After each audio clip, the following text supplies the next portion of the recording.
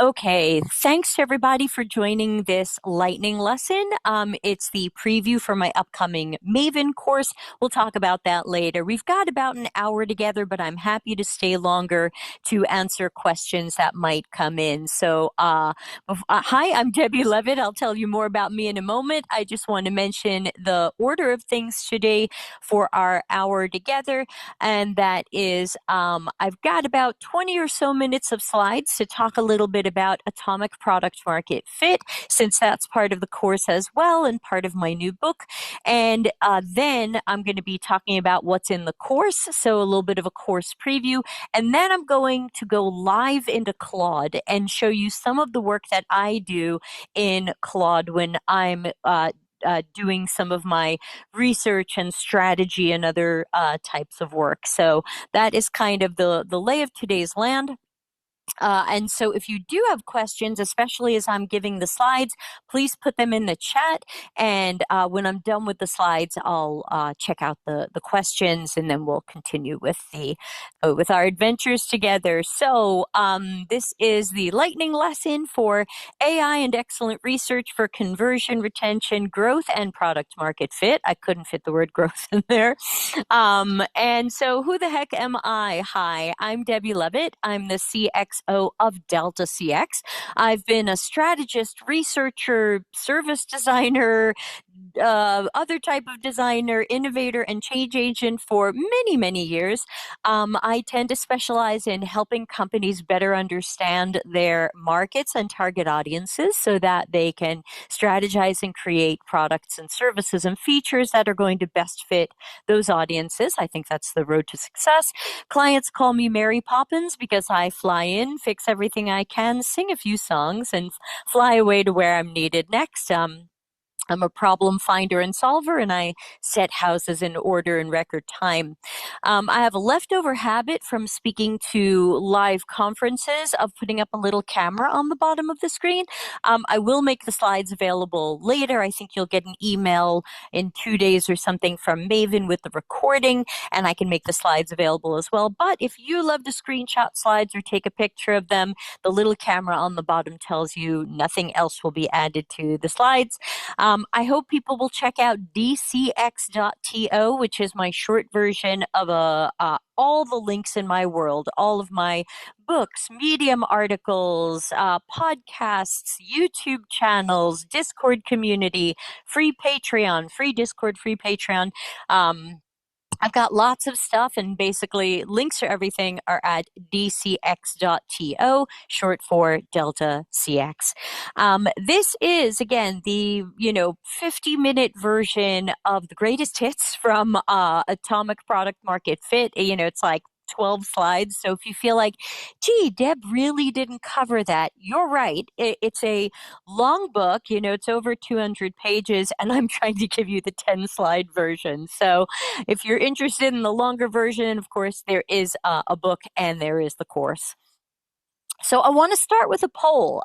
Take out your phone, your laptop, go to menti.com, menti.com. The number is 7379-4138, or you can use the QR code on the screen. And I want to ask you a question. When you think about any company, pick one. Think of a company or product or service that you recently canceled.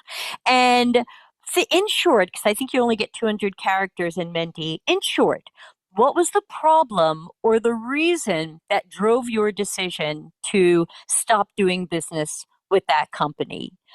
This company didn't fit you anymore. You were done with them. Maybe it was something that happened in the beginning, something that happened later. Go ahead and type it out there. These are all anonymous. I don't know who's typed what. You can name the company or not name the company, but let's see some of the things that people are saying. And I'm going to flip over in my screen just in case sometimes these don't show up on the screen. I'll see them on my screen. So let's see. They stopped solving my problem. Okay.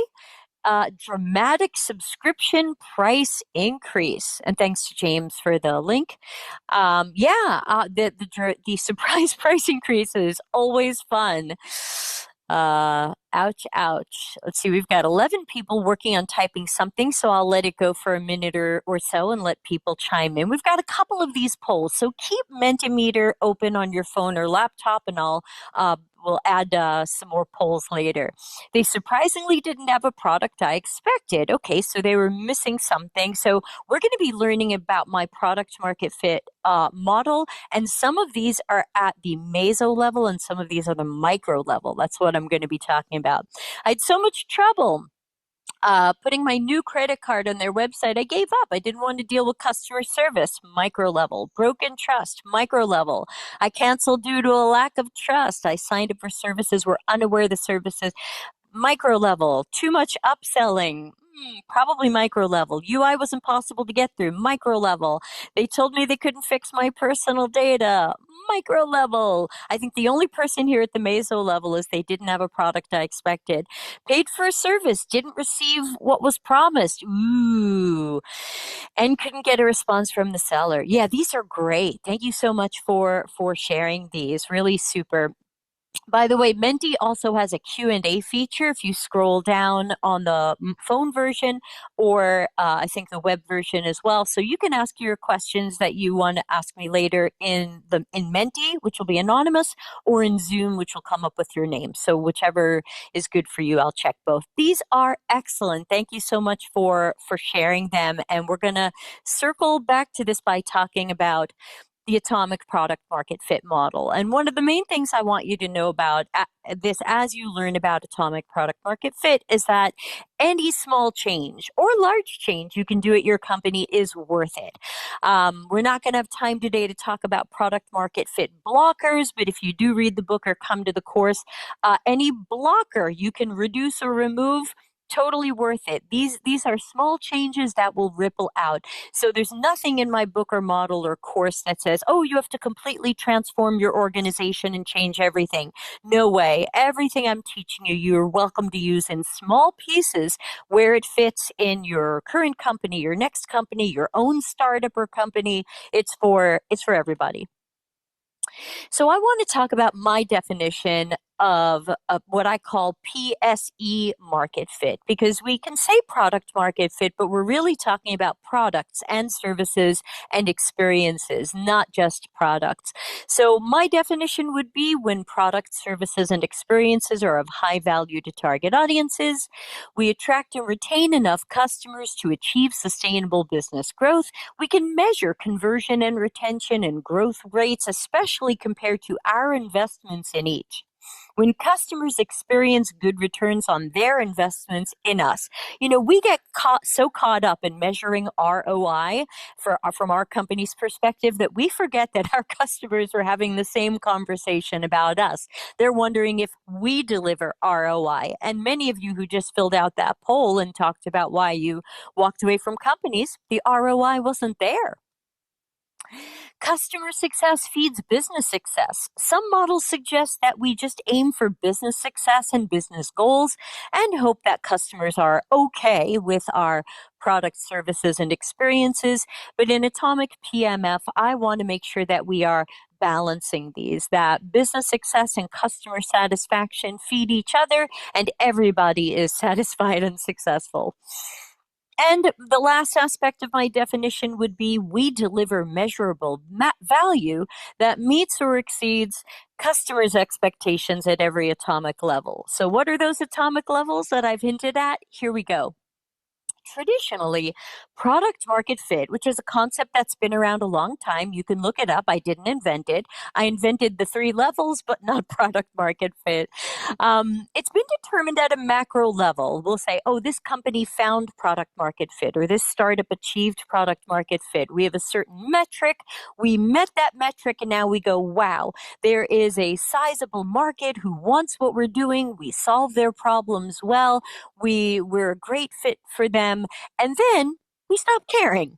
We stop paying attention to product market fit and we act like we found it, we got there, we climbed the mountain. But once we find product market fit, we're not done. because we could lose it. Down the road of time, we might find that something changed. We see unhappy customers, high churn, downgrades, cancellations, complaints, or lower conversion rates. Like some of you, you have the story where you were a happy customer and then something happened and you were done. And losing product market fit typically starts at what I'm calling the meso and micro levels. So the meso level is our mid level. That's going to be feature market fit and service market fit. A growing and evolving company adds features and functions and services.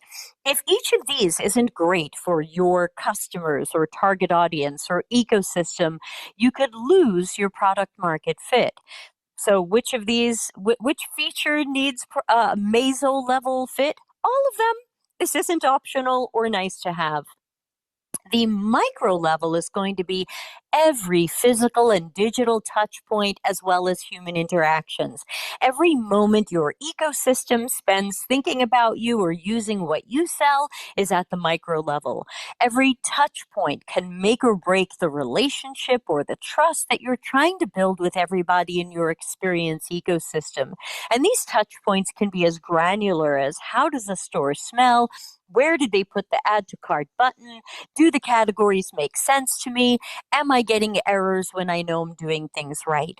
And all of these and more are within our control. And so we should be looking at cutting fewer or no corners and taking the actions necessary to deliver the quality that our experience ecosystem expects. Okay, maybe your earliest adopters don't mind if you're buggy and flawed and getting things wrong. But as you start attracting customers with standards, this stuff is really going to matter. Let's give another example. So, PowerPoint, I'm in it. You know it. It's got macro product market fit. Lots of people make slides, and PowerPoint is a good option for many people. At the meso level, let's imagine something like Copilot for thinking about feature level fit. Copilot AI inside of PowerPoint. You love it or you hate it, probably. And if you hate it, Microsoft could kill their product market fit. They could kill it for Copilot, they could kill it for PowerPoint. If you hate Copilot enough, you might decide to dump PowerPoint and choose a competitor. But now let's think about it at the micro level. Every interaction with Copilot in PowerPoint, buttons are hovering and interrupting you, trying to get you to use the AI. Copilot is laying out your slides or drafting or editing your text or summarizing slides. And are you happy with this? If you love these touch points and you feel more productive, then maybe this is great micro level product market fit or PSE market fit. But if you struggle with these or have bad results, Microsoft could be killing micro level PMF. You might stop using Copilot and PowerPoint, turn it off completely. You might stop using PowerPoint and select a different slide based application with AI interactions that better match your needs. So, if you start thinking about your experiences at these levels with other products and services, you'll understand the importance of working more with your teams about helping them understand these levels and making sure we're not ignoring that meso level fit and micro level fit. We've got to deliver what works for our market or we're not going to have product market fit.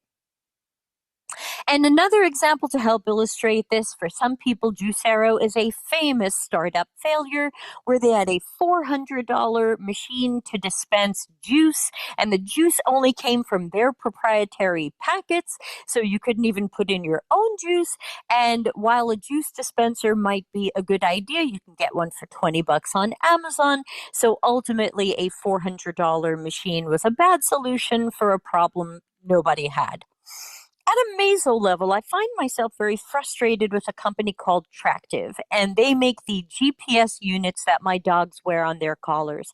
And at the feature level, Tractive is always trying to gamify stuff my dogs are doing without understanding what my dogs are doing. Their target audience must be couch potato dogs because my dogs are outdoor dogs that are always escaping. And when they finally stop escaping, Tractive sends me emails that my dog's activity has gone down and They might be sick and need to go to the vet. And I'm just furious. So, this is definitely a micro level mismatch. And then for a non digital example, at the micro level, we've got going to a restaurant, food that you normally would like, neighborhood you like, but the restaurant isn't cutting it. The service is slow, the table is dirty, the food tastes like heated up leftovers. There's endless opportunities to lose people at the micro level, and sometimes it only just takes one micro moment, one break, and that's it. You've lost them. So again, more examples of those micro moments. I hate the new release. I keep having to reach out to support. This is buggy. Stop pushing AI on me. I don't trust these people anymore. The price hike is ridiculous. I don't want to have to watch tutorials to understand what to do. So much of what we deliver to people lives at that micro level, and we're not always thinking about that. PSE horror stories are often at the micro level, but let's not assume that. Let's go back to you for a moment for the next slide. Sorry, the next poll. Your Mentimeter hopefully sprung back to life. Let me see if it didn't. Let's see if Mentimeter gave you the next poll. Check it out.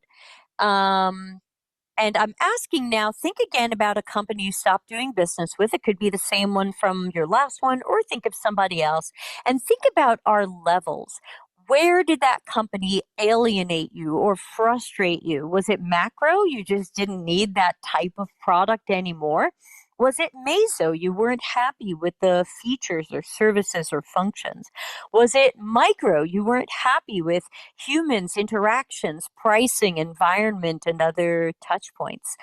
Great that we've got some answers starting to come up. I'll let it go for another minute and see what else people are saying. But we can see, even from the first few people who are responding, the importance of these meso and micro levels. And again, I feel like too often in our teams and at our company, we are not talking about. Someone says, well, we have product market fit, and somehow that's a license to kind of suck.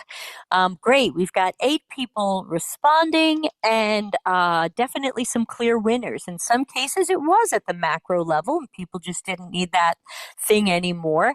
But in many cases, it was the meso and micro level that probably really broke the relationship. Thank you for answering that. So, I want to do the 2 slide version of excellent research. Obviously, I have a lot more content about this, but for the lightning lesson, it's lightning. So, want to talk about the value of excellent research and learning more in our process, because if we want to fit our products and services to our market, we're going to have to understand our market. And so, to me, the key to product, service, and experience success and fitting them to the market is what I call experience ecosystem dimensions. They're part of the atomic product market fit model. And what I find is that many methods and books you've read, whether they're sales books, marketing books, product books, UX books, it doesn't even matter anymore.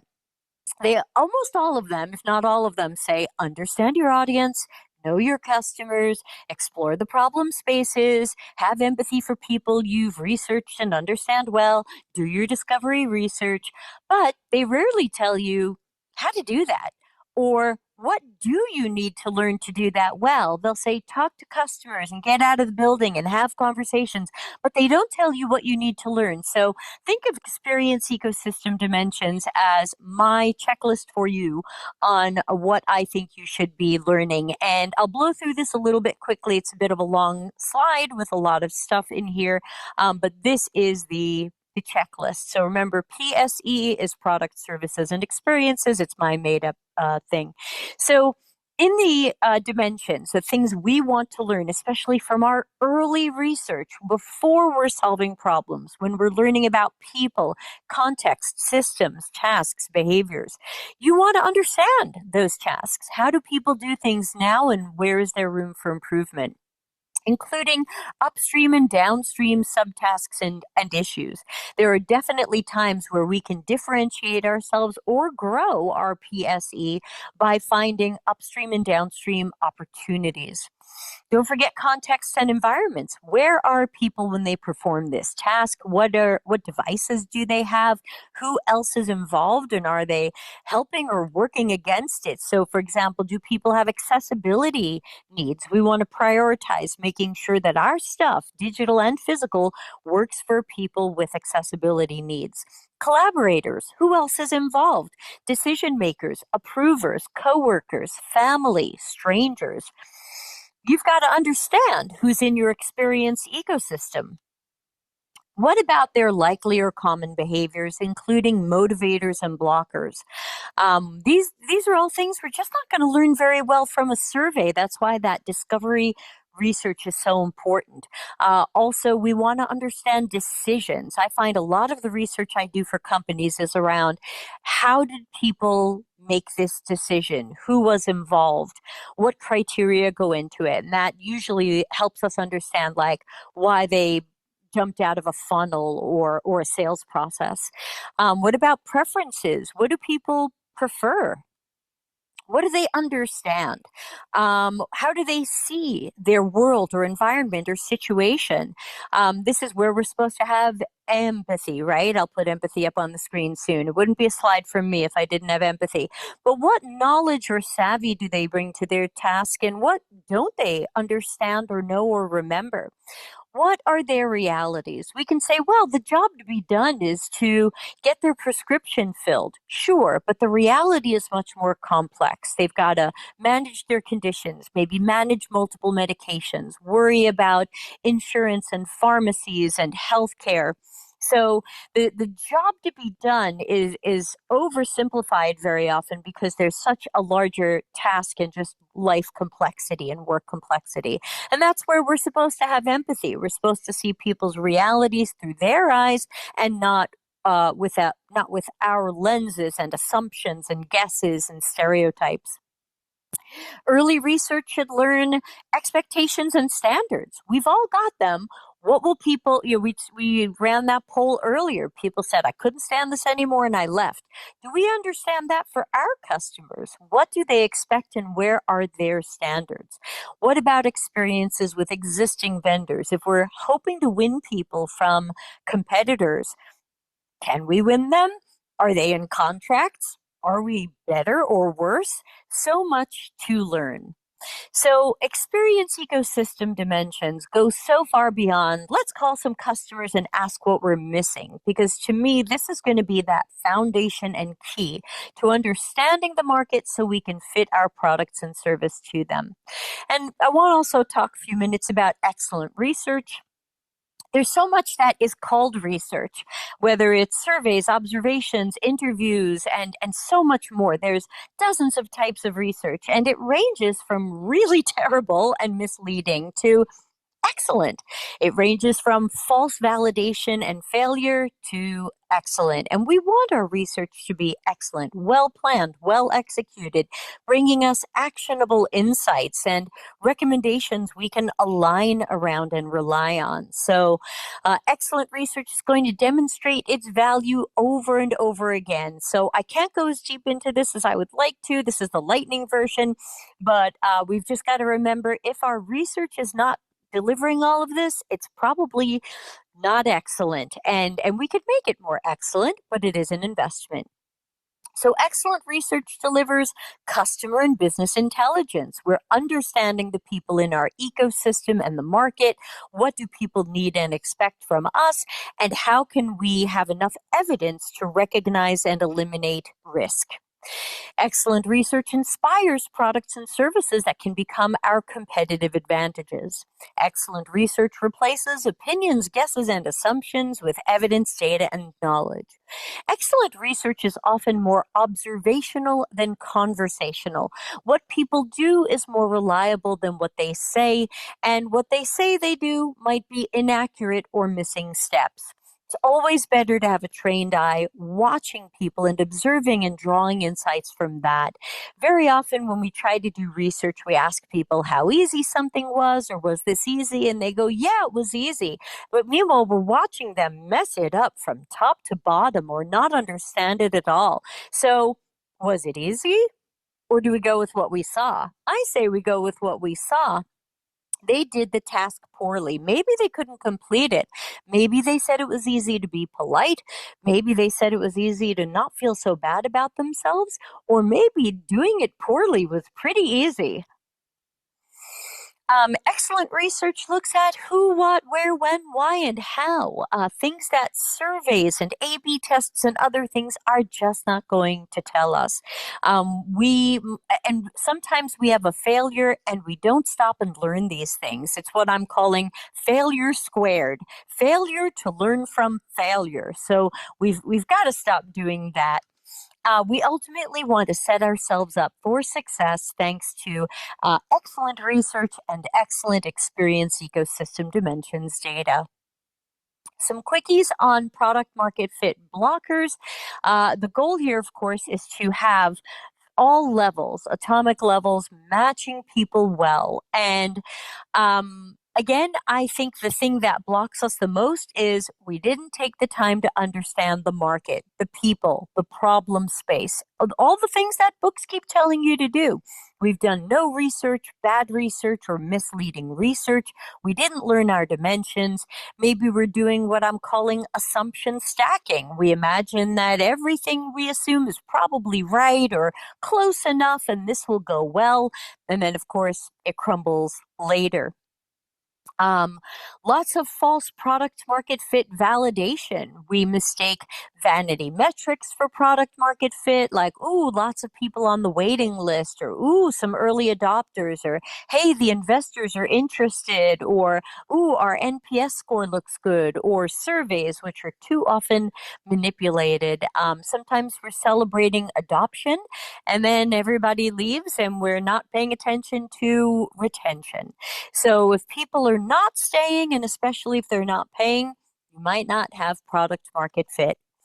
But the root cause of a lot of these, I mean, those are bad, but the root cause is usually the way our company works. Organizational stuff, decision making, and processes. These are going to be the root causes underlying a lot of our blockers because it's how we work, how we make decisions, how we form our teams. Do we have toxic leaders? Yes, many companies do. Does our company want speed over quality, even if we're pretending that's agile? Are we driven by tech first or product first, or let's just guess and assume and see how it goes later? We over rely on A/B tests, even if B is crappy and we don't even know if it's good, and we're guessing and hoping. Giving specialized work to people who don't have specialties in that area. Again, failure squared is going to be a root cause, and misuse of AI, whether it's bad uses of AI, using AI where it's not very strong, or forcing people to use AI when it's not the right tool for the job. So, very quickly, the atomic PMF process, which you'll learn more about in the course. For me, I'm taking our good old friend, the scientific method, and I'm trying to put the science back in, but also add strategy. Nearly everything you've ever been told about or read a book about is a variation of what we call the scientific method. In America, we learn it as school children. Maybe where you grew up, you learned about it, or you might not have, but it's easily searchable. And basically, it just says research, ask questions, come up with a hypothesis that answers the question, test it, and then decide what to do next. Maybe you're iterating or pivoting. I think that is still a very strong foundation, and I want to see people going back to that. So, starting with our excellent research, but then adding a phase for strategizing and planning, which I feel like we're not doing enough of. We have no strategy, or we think a roadmap is a strategy, or we think a feature to do list is a strategy. It's not. I had to cut the strategy slide for time, but my new book and the course will give you a whole template on how to build a better project level strategy. Next, we can explore solutions and we want to prototype and model these. Note that even the MVP, which a lot of people pray at the altar of, Eric Ries is now saying that is the minimum viable prototype and it needs to be tested early and often outside of the public eye. It's no longer the minimum viable product that gets shipped to the public and then oops, we hope it doesn't suck. And of course, testing and evaluation and looking back at our strategy. Did we solve the original problems? Did we solve them well? Did we solve them badly? And then, of course, there's a sense of cycling back. After we do our testing, do we need to go back and take another look at our solution for iteration or pivoting or pressing pause on a messy project? People trying to convince each other to ignore or glorify failures like to say that perfect is the enemy of good. This is often used as an excuse to skip research or avoid being evidence based or choose speed over quality. But it turns out that the true enemy of good is we're not that good. We're not slowed down by the pursuit of perfection. We're slowed down by cycles of guesses, failures, and all of the hypotheses and ideas that prove to be far from great. We're not demanding that companies be perfect, and our customers know we're not perfect, but they really hope we're going to do something high quality and great. Are we? Are we good in the eyes of our customers? Do we deliver fantastic returns on customers' investments in us? So that's it for the slide portion of the world. Now I'm going to take a few minutes to check if there's any questions, but also give you a quick overview of what's in the course. And then we're going to jump into a Claude demo, which is also going to be part of the course. Let me take a quick look if there's any questions. Okay, I don't see any questions in the Menti or in the chat. So hopefully everybody's cool. But if you do have questions, you can put them in the chat. We don't have any more Menti polls. Um, okay, so I'm going to share a different screen and I'm going to talk through what's in the course just for a few minutes. If you have questions, put it in the chat.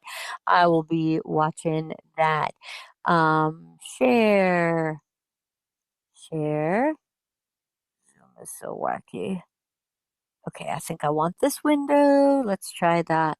So I've got a Google Doc, which you can easily get to at atomicpmf.com. You can always jump to atomicpmf.com/syllabus. It's a URL shortener. And this will dump you in this Google Doc. Why? Because even though I'd love for you to sign up for my Maven course, Maven doesn't show you the full syllabus until you've signed up. #UX. So let's walk through it, just take a few minutes to tell you what's in the course and what you can expect to set some reasonable expectations. So the key course goals are to learn more about the atomic product market fit model. There's a little bit more to learn than we went through today.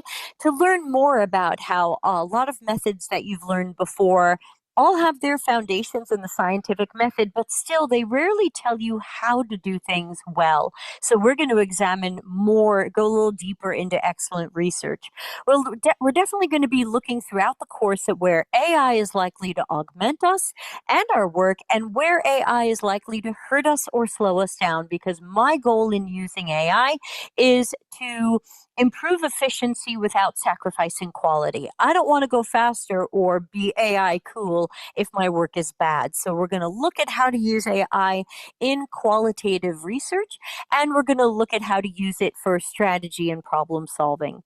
We're also going to look at those of you, especially who might come from UX and are being told you're not speaking enough of the business language, you're not showing your value, you're not tying customer needs to business impact. We got a lot planned for you on those. We're going to learn a lot there. So, what do you get if you take the full course? Certainly lessons, methods, and interactive demonstrations. Your head will be full of things. You will get a digital copy of my new Atomic Product Market Fit book. If you like paper, I can't afford to send one to everybody. They are on Amazon. Please buy one. Otherwise, you will get the digital one with the Maven course. Yes, I have some templates in Miro. There's a couple of templates that go with the book, but mostly I'm working right now on building a Claude skill. And this Claude skill is going to walk you through my entire process as if I am sitting on your shoulder. So we're going to learn how to do this stuff manually in case you don't have Claude or you don't want to use a Claude skill. But you'll also get a copy of the Claude skill that you can install in your Claude account if you happen to use Claude. Totally optional. We're going to learn it either way. Who is this course for? Everybody. I've written this for everybody. Whether you work at a big company, a small company, you work at a startup, you are the startup founder, you are going into something entrepreneurial for yourself, whatever it is, this is for everybody. For the product managers who are tired of failed products and A B tests and failed launches and tired of methods telling you to guess more or use your intuition, tired of people who aren't seeing strategy in product strategy, tired of bad uses of AI, people hoping for some good uses for AI, especially if you're being forced to use AI at your job. I've got some good uses for you. Leaders who want some fresh perspectives on all of these things, people hoping to speak more of the business's language, and of course, startups and entrepreneurs hoping to go into all of this smarter. So here's the full course plan. There are 3 full days of live lessons. So, right now, I am not doing watch my video and I'll answer questions later. I'm going to be doing 3 full days of live lessons as part of the course. They are recorded. So, if you can be there live, awesome. If you can't be there live, don't worry. You're going to get the recording and you can treat this as a partially or wholly asynchronous course. So, totally up to you whether you attend live. You will get the content either way. And so that'll be 3 full days, and then there are 4 live Q&A office hours calls where I am there to support you. Everybody can join them, ask their questions. Those will be recorded and shared with the cohort. So again, I'm there to support you, and you can also join our free Discord community for additional support. So each of the 3 days is going to have 2 modules. Each module is 3 hours with an hour break in between. So it's pretty much a full day. And so module 1 is going to be product market fit, speaking the business's language, the atomic product market fit models, how to validate product market fit well or poorly, why any of this matters, and talking more about the ROI we need to deliver to customers. So, again, that'll be a 3 hour block on day 1, 3 hour block on also later on day 1 after the break, going deeper into excellent research, talking about AI. Talking about hypothesis and product first and AI first approaches versus the scientific method. I've got something I call foundational hypotheses, which we didn't get to today, but those are going to make or break your startup or PSE. And I have horror stories even from my own startup. I got it wrong. We'll talk about the atomic product market fit process, where AI works best in that. We'll do a group activity where we'll learn how to plan excellent research. So we'll take what we're learning about it, we'll plan excellent research. You can see how I plan real qualitative research. We can use an example from me or one of you. That way you know it's live and it's real and I didn't pre-plan this. And there will be optional homework where you can call in and use an AI voice agent that one of my providers gives me, and we can see if having an AI as a user researcher it works well or doesn't work well. Day 2, module 3, we'll look at how that went. We'll look at those examples. We'll go through my handbook on how I use AI. We're going to go pretty deep into some of my Claude tips and tricks. Apologies for those not using Claude, but there's probably analogs in other AI tools that you use. Gemini, ChatGPT, Notebook LM, at Perplexity, etc. So we'll talk about some of my favorite Claude tips and tricks, Claude models, how my user preferences work for me. I've got a paid Claude account. I'm at the pro level, which I'll show you in a moment. And so lots of stuff on how I use Claude. But again, this is ultimately designed for all of these things. So that's the first module on day 2. And then the second module on day 2, after our break, is we'll rerun parts of the same work, not all of it, but parts of the same work in other AI tools, just to see who does it better or worse or differently. So we can have a sense of right now which tools are strong in this type of work with the research and analysis and synthesis and strategy and problem solving. So I happen to I've got Microsoft Copilot paid version. I've got Google Workspace, so I've got Notebook LM and Gemini. I will pay ChatGPT, though I honestly don't want to, but for all of you, I will pay for a month and we'll try it out. Then on the third day, we've got modules 5 and 6, and that's where we're going to take a look at the hopefully good work we've done in modules 3 and 4. And now we're going to look at how are we going to present these insights and actionable suggestions and strategies to our coworkers or our team or our clients if we're consultants or freelancers. We'll use some of the templates that I've got in my book to make all of this a little bit easier and better, and see where we can involve AI to augment the work. And then finally, as our last module, we're going to take a look based on the research. And by the way, for the research work that we're doing, I'm going to be using real transcripts that have been anonymized from real research studies I've done. So if you're wondering what is the source material for the AI demonstrations, both today and in the live long form course, it is real hour-long qualitative research interviews that I did for clients, but we've anonymized them.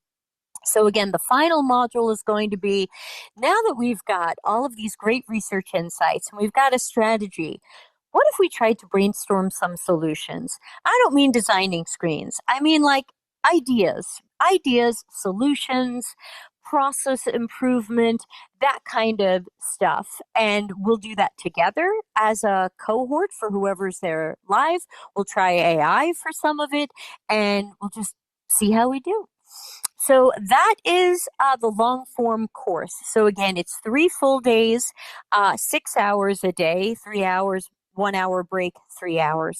And I've got two cohorts available right now on Maven. I've got a 2 week version in April where the 3 days are going to be Saturday, Sunday, and the following Saturday. So the course takes 2 weeks. And then I've got a May version, which is it's right around Memorial Day for anybody who might be in America, but I'll be working. It's the weekend before Memorial Day, so split it with your barbecue time. So that will be a Friday, Saturday, Sunday of Memorial Day weekend. I know sometimes people party and beach and barbecue, but they don't necessarily travel. So I'm hoping that that will work for people. Or again, the asynchronous version if you want to watch the videos later. And then the Memorial Day week, there will be office hours calls so I can support people trying it on their own stuff. So if you have any questions about the course, let me know now. So again, going back to slides very quickly. So again, you can always find that syllabus if you want to check it out. Everybody's going to get a discount code, $50 for $50 off the $3.99 course. If you are in my Patreon or Discord community, you might find a coupon with a larger discount. So just a winky wink there. So now we're going to talk. I'll spend maybe just 10 or so minutes showing you a little bit of Claude, and then I'll take some questions if there are any. I'm happy to stay past the hour to take questions or open up discussion topics. But let me show you a little bit of some of the Claude work that I do. And the screenshot you're seeing right now is some of the skill stuff I'm starting to build. I'm not done, but eventually the Claude skill I'm building that all people in the course will get, not the people in the lightning lesson, is going to walk you through all of these things. Claude will literally walk you through this as a thought partner. So I don't believe in having AI do my work for me and then I just copy and paste it. It is a partnership. We challenge each other. We are both critical thinking. So the skill is going to walk you through that.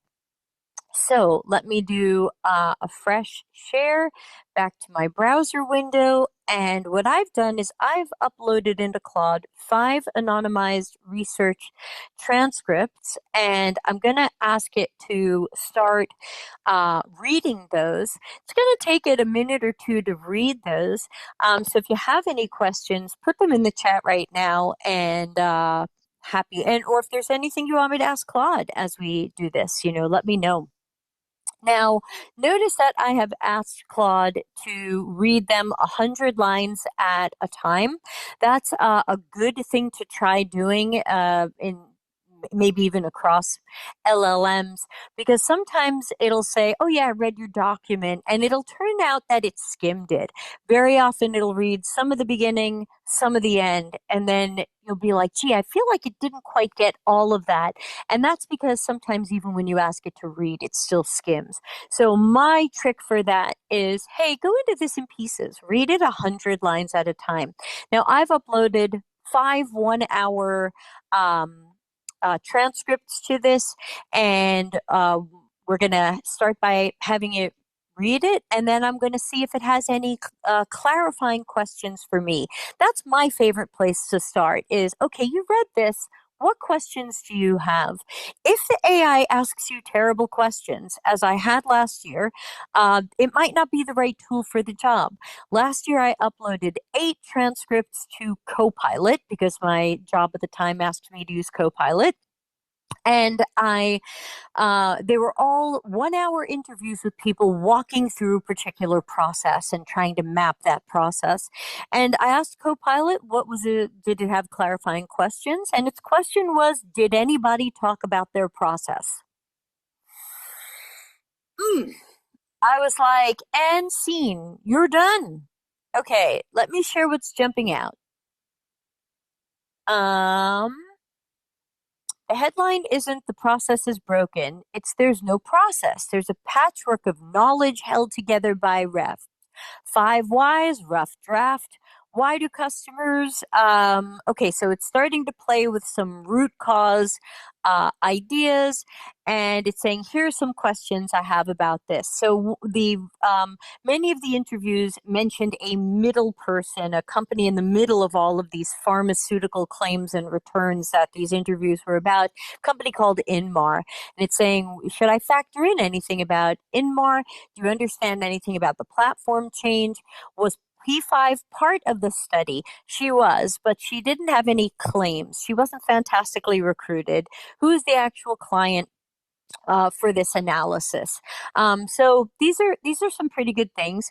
Now, scrolling back to see what some of the things Claude noticed, the downstream damage from the root cause. So the root cause here is, why do customers struggle with claims and returns? They don't know where to start. Why don't they know the steps? So I'd ask Claude, try some 5 whys. But I'm going to ask it something different after I answer these questions for it. Inmar is a middle company handling some of the logistics of the returns. P5 wasn't fantastically recruited. I don't always fix my spelling, and will be more part of the returns work that we do. Not much for claims. Client is the pharma company, the CX team. Other clarifying questions. And I don't bother fixing my typos. Claude gets it. No, I don't know anything about the platform change. Which Claude LLM are you recommending these days for analysis and synthesis? So I'm still using Sonnet 4.5 and Sonnet 4.6. This is Sonnet 4.6. I find Haiku to be not enough, and I find Opus to be not fun to talk to, and a little bit too big on itself. So Sonnet, I think, is where it's at, and I'm having some good experiences with 4.5 and 4.6. I think 4 is being phased out right now. Um, so it's asking some decent questions. Hey, I'm hearing about vaccine shop. What is that? Hey, it sounds like reps are being reassigned. Do you know about this? Has this been solved? Hey, I'm hearing about these Inmar problems. So Claude's asking some pretty good questions, and normally I would engage with it and respond to that, but I'm going to tell it I'm running a little short on time, and I just want to jump into something else for a moment. Um, running short on time. Want to jump into a bit of analysis for a moment. Could you please make a list of root cause candidates? Think about what's really going on here. The uh, the problems where if the client fixed them, the rest of the downstream universe maybe never happens. How do we keep the problems from happening? Now, I know what I think it is. I'm trying to figure out if it sees it, because if it doesn't see it, we have a problem. And if it does see it, I can breathe again. How do we keep the problems from happening? Um, what are 5 to 10 things causing all of the problems you read about?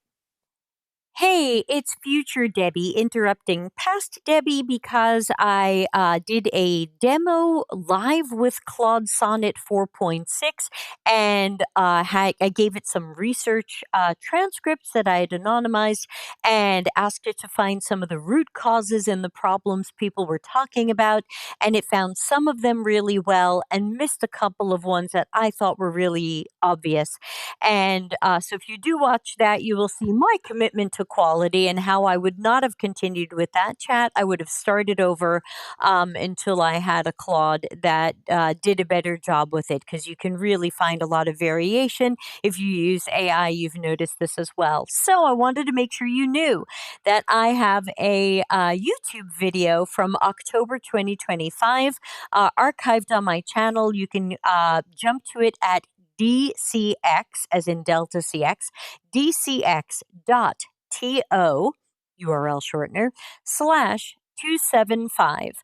It was episode 275, so dcx.to slash 275. Same transcripts that I used in the lightning lesson, a little bit of an older technique than I use now, but much better success out of Claude that day, and probably a better idea of the type of work we'll be doing together in the longer course. So, my suggestion is to jump over to YouTube, but you are welcome to see past Debbie struggle a bit with a Claude that was kind of not getting some of the root causes even after I fed it to them. And that is when you just decide that quality is too important and you walk away from that chat and try again.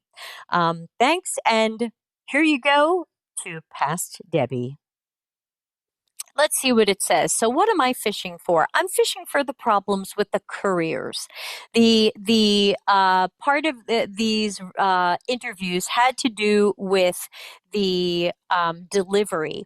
When people didn't get their vaccines delivered, then they had to start calling their reps and returning things and sending things to Inmar, and a black hole of communication. So sure, we can always improve the black hole of communication, and we can try to improve some of these other aspects of the process.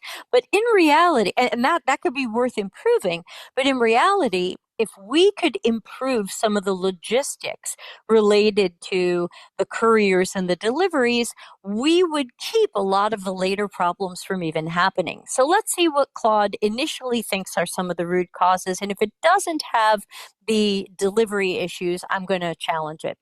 Reps are the process, not the supporter of the process. There's no self service for claims. Pharma companies and customers speak different languages. The post shipment black hole Credits are invisible and hard to apply. Customer service has no specialization. New accounts aren't provisioned for returns. Shipping costs fall on customers for returns. Platform change and no confirmation loop. So it missed the shipping thing, which is tough because I've at times ran this exact same test in Claude 4.5 and it finds the courier problem. This afternoon, it's a night for me. I ran the test in 4.6 and it found the courier problem and declared it problem number two. Right now, it's not finding that problem. So that is where this is a critical thinking thing. You did those interviews. You know what some of the key problems and root causes are. And if Claude misses it, don't just move forward with what it said. I want to challenge it more. I want to challenge you to rethink that and go more root in your root causes and more upstream. Think service design. This isn't just what portal can the client build or can we train reps better? Let's go for the gold. What is really causing the problems? Now, again, if it doesn't find the courier deliveries as the key problem, I've got a problem. And sometimes I have to restart the chat. I have to figure out if there's additional information I need to supply. Um, it's still missing it. So this is really hit and miss and something I'm seeing lately with Claude 4.6. I would say some of my tests with the same transcripts, it's finding the courier delivery problem. Why are you ignoring the courier delivery issues? And again, this is where you might have to feed it information. It's feeding you information and it's giving you things you might not have thought about. You might have to give it information and things it hasn't thought about. The courier problem is upstream of everything else. I dropped the ball. And again, I'm seeing this, I would say half of my tests, and I'm testing this like 2 or 3 times a day right now. About half of my tests, it picks up on the courier problem immediately and says, holy crap, this is upstream of everything. This is causing all the problems. If people just got their vaccine deliveries on time and not left out in the sun, none of these other things would happen. They'd never have to file a claim. They'd never have to call their rep. So that is really a root cause. So again, it's still worth making the claims process better because if you need to make a claim, that needs to be better. But from a problem finding and problem solving perspective, we've got to look at everything. And to me, part of that is can we improve what's going on with these couriers and these deliveries? Is this making sense to the people joining us live right now? Any questions? Put them in the chat. So Claude is saying, oops, I dropped the ball. You're totally right. What else am I missing or underselling? How about a fresh root cause list after you take a fresh look at real root causes and real upstream issues? So again, I'm going to challenge it to make that list. Again, I could feed it the list if I'm very confident of what the problems are. You can certainly do that work, but I'm always curious what the AI is going to find from what we fed it. Pharma company has no accountability over their cold chain delivery. Yes, absolutely agree. Pharma company designed for revenue, not the product life cycle. A little spicy and more of an outcome than a root cause. Semi true, but not a root cause. Pharma company externalized internal complexities onto customers. True, but is that a root cause? Maybe. Post sale experience has no owner. True. People didn't know who to contact when they had a problem. Reps are the process, not supporters of the process. Pharma company has no internal signal. Customer, blah, blah, blah. Through line connecting all 8. And you left out couriers again. Are you okay? So again, sometimes if I feel like Claude is really just not getting it, I will start a fresh chat. And sometimes you just get a different instance and it clicks better with it. So that's why I also tell people don't be afraid to end this chat and start a new one and try again if it's really not getting it. So this one to me is really not getting it. I would probably quietly start again, start over, same transcript.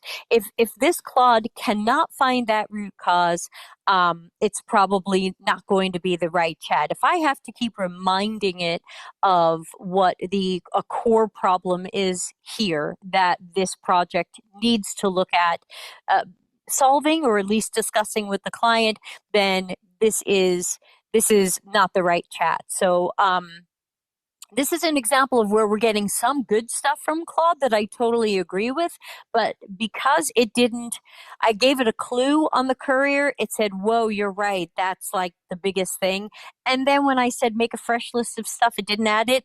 To me, this is just a Claude that's not feeling well, and I would start over.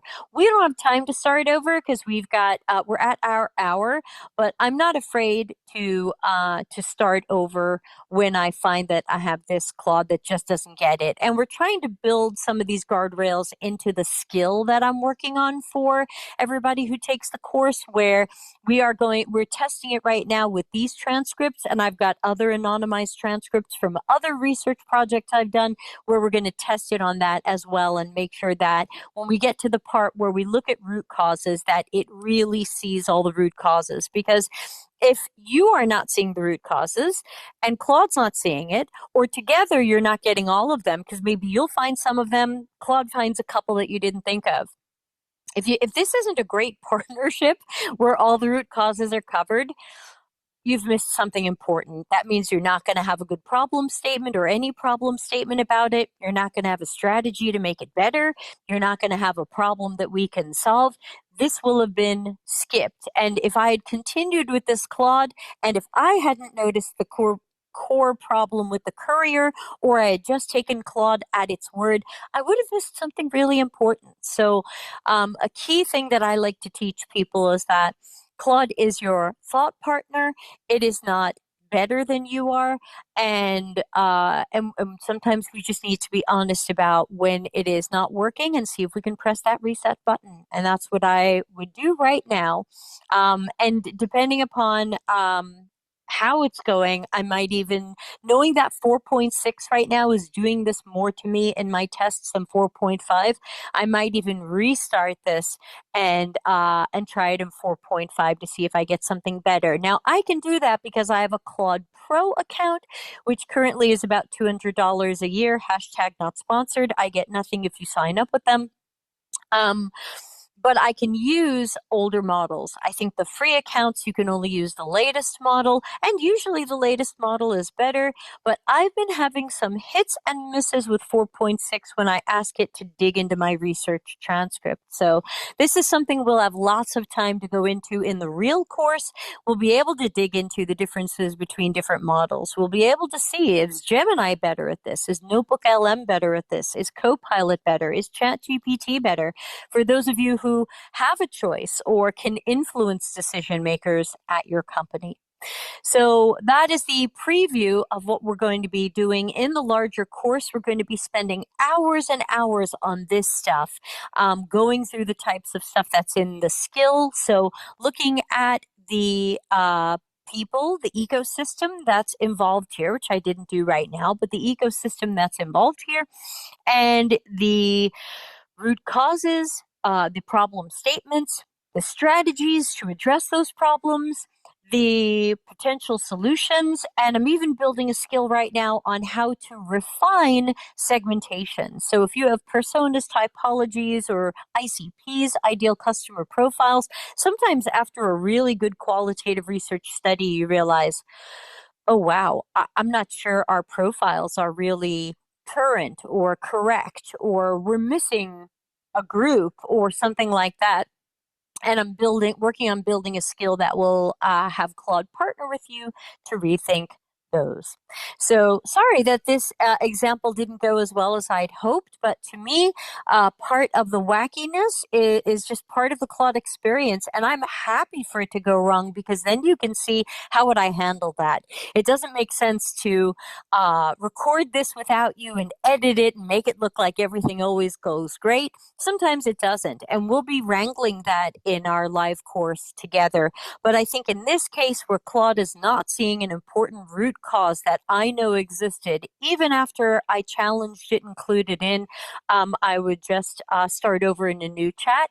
I am using Claude Projects, so my 5 transcripts were already uploaded to a project, so it's easy for me to leave that chat, go back to the project, start a new chat in that project, either trying the same model again or a different one. And I can play with any model. I could try haiku. I could try opus. I could try a different sonnet version. We can play around with that. That'll be part of what module 4 in our course is playing around with different AIs and different models to see which one is best. And that's something you can do for your own uses as well. So I'm happy to stay a few more minutes. Anybody have any questions about some of the things you learned today, or why or why not you would want to join the long version of the course, which is starting after Easter? So, quick note, I am going to do another lightning lesson just like this, with unknown Claude outcomes in about 2 weeks. So if you have a coworker or friend or somebody who you think should see this, I'm going to do it live again 2 weeks from today. You can sign up for that, or tell someone to sign up for that at atomicpmf.com/lightning, lowercase l. That'll direct people to the new lightning lesson. Again, totally free. And happy to take people's questions.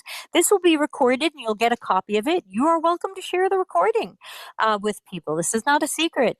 And we'll see how it goes. But other than that, the course will start April 11th because I wanted to make sure it was after Easter, and then that's the 2 week version, and then the more short and intense 1 week version is going to be late May, around the Memorial Day weekend, for Americans who are into Memorial Day. In Italy, where I live, Memorial Day is May 1st, I think, and not May 25th this year. Any questions? Anybody want to put anything in the chat? Any thoughts, reactions? This has been, I really expected to see a lot more in the chat, so I'm surprised at how quiet people are, and I don't know how to take that. So, any thoughts, questions, concerns, confusions? Now is your chance to ask.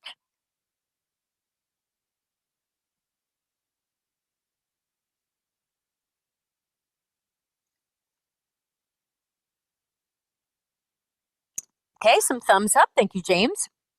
Yeah, and again, if anybody has any questions or issues, there's always ways. Hey, Emmanuel, good to see you.